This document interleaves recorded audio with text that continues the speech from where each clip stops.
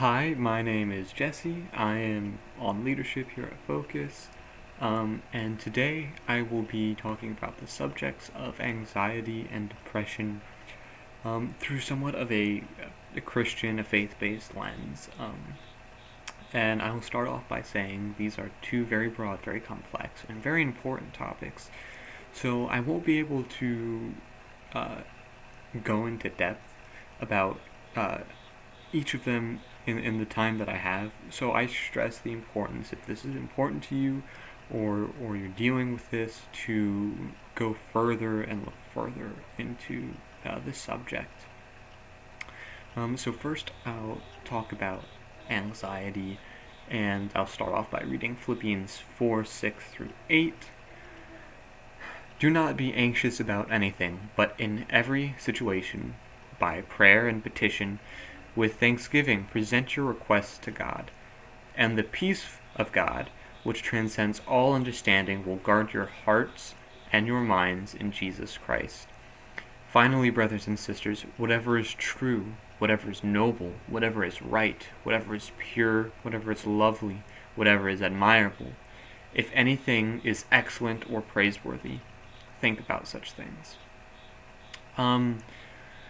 So I'll start off by looking at the latter end of this verse, and it starts about talking about thinking about good things, uh, noble things, anything godly, and it's one thing to say, oh, just think about good things, not bad things, and it's one thing to actually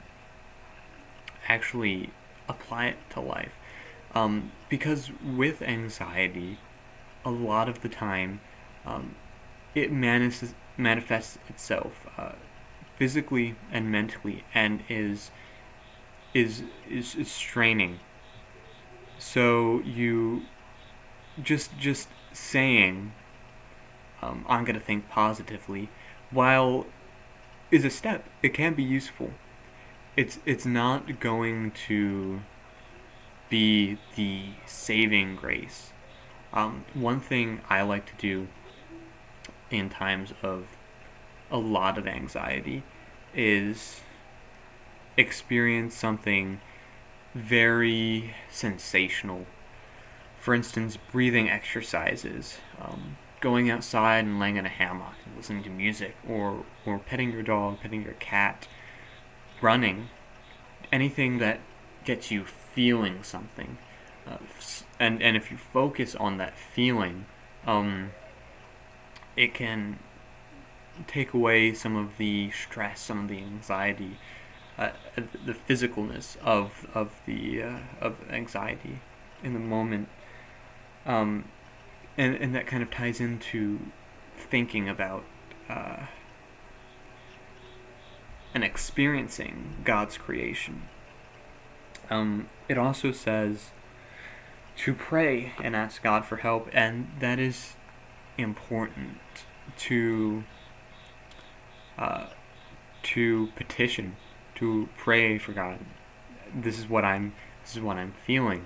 To ask God for help, which is important because obviously God is a helpful God. He will help. He's there always. But it doesn't always feel like that. And just in the act of doing that, reassures, it affirms that God is there. It affirms your dependence on God. Next, I will talk about depression, and I will read Isaiah 41:10, which says, "So do not fear, for I am with you. Do not be dismayed, for I am your God. I will strengthen you, and I will help you. I will uphold you with my righteous hand." And one thing that came to me, or that I thought immediately after reading this verse and the last one, Philippians, is kind of like, so what? What do I do? I just I don't be afraid, I don't be anxious. That's just not how it works.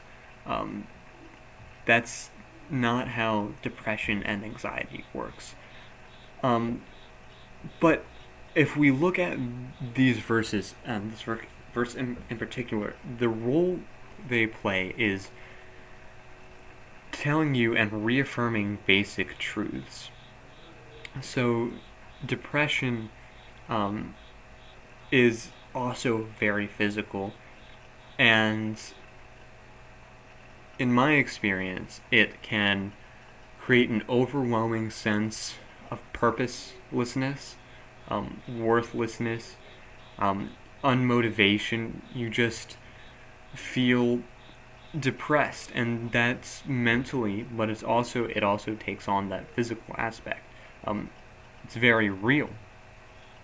So what this verse is doing is reaffirming your worth in God.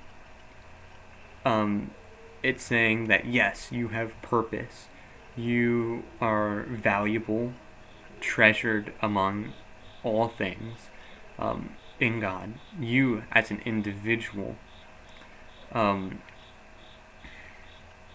it's it's giving you this, not only the sense of purposefulness, but also this reassurance that you are important, that you are strengthened through God, and He upholds you. He upholds you Himself. Um, so with this truth, if we go back and kind of recap, you have these things that you can know. These verses, you are worthy, that you should think positively, go to God's creation.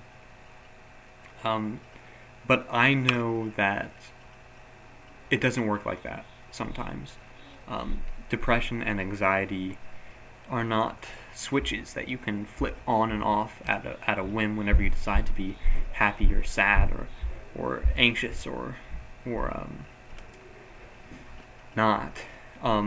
So one really important thing you need to know is that you are not sinning by feeling anxious, and you are not sinning by feeling depressed. And even knowing these basic truths about yourself and about your worth in God will not always prevent you from feeling these things. So that leads me into my final and most important part, is to utilize your community, what God has given you.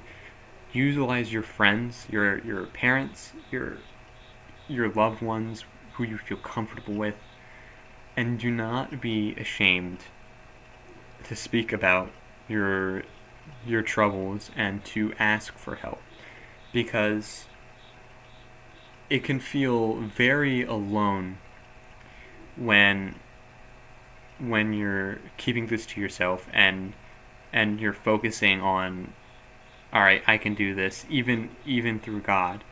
I can do this. And sometimes you just need that physical other presence, that other wisdom, that other person, to help you and to get you through this. And even more so, do not feel ashamed to get professional help either. It is 100% natural to require therapy, counseling. It is 100% okay. And I know there's a lot of stigma around this, especially in religious groups, and it is not sinful to get the help you need. And it doesn't mean that you're crazy either. All of this is completely normal, and it's just an aspect of life. So I guess in summary, looking at these two subjects, anxiety and depression,